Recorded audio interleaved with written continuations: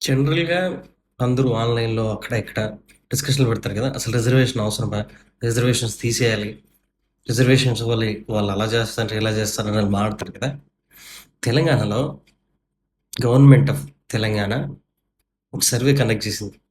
Socio economic, education, employment, political and caste survey అని. Okay.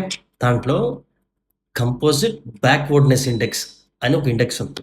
అంటే ఏ ఏ క్యాస్ట్‌లు ఎంత బ్యాక్వర్డ్‌గా ఉన్నాయి అని ఒక 42 పారామీటర్స్ తీసుకొని సర్వే చేశారు.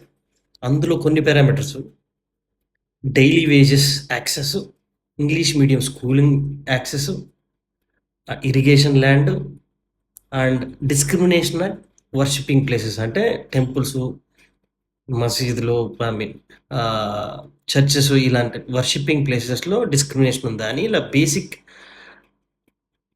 ఇండికేటర్స్‌తో ఒక సర్వే చేస్తే ఏమొచ్చింది తెలుసా అండి? జనరల్ కేటగిరీస్‌తో పోలిస్తే షెడ్యూల్ క్యాస్ట్‌లు అండ్ షెడ్యూల్ ట్రైబ్ పీపుల్ 3 వంతులు అంటే 3 రెట్లు బ్యాక్వర్డ్‌గా ఉన్నారట. అండ్ బ్యాక్వర్డ్ క్లాసెస్ అయితే 2.7 టైమ్స్ బ్యాక్వర్డ్‌నెస్ ఉంది. ఏది జనరల్ కేటగిరీ పీపుల్ కంటే. సో, ఇప్పుడు చెప్పండి రిజర్వేషన్ ఉండాలా లేదా?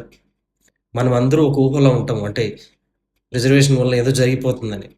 మన స్టేట్స్‌లోనే తెలంగాణ స్టేట్‌లో బ్యాక్వర్డ్‌నెస్ ఎంతుంది అంటే జనరల్ కేటగిరీ పీపుల్‌కి జనరల్ కేటగిరీ స్టేట్స్ క్యాస్ట్స్ ఉంటాయి కదా! వాటికంటే 3 టైమ్స్ అండ్ 2.7 టైమ్స్ ఉందంట. సో, ఇప్పుడు చెప్పండి తీసేయాలా వద్దా?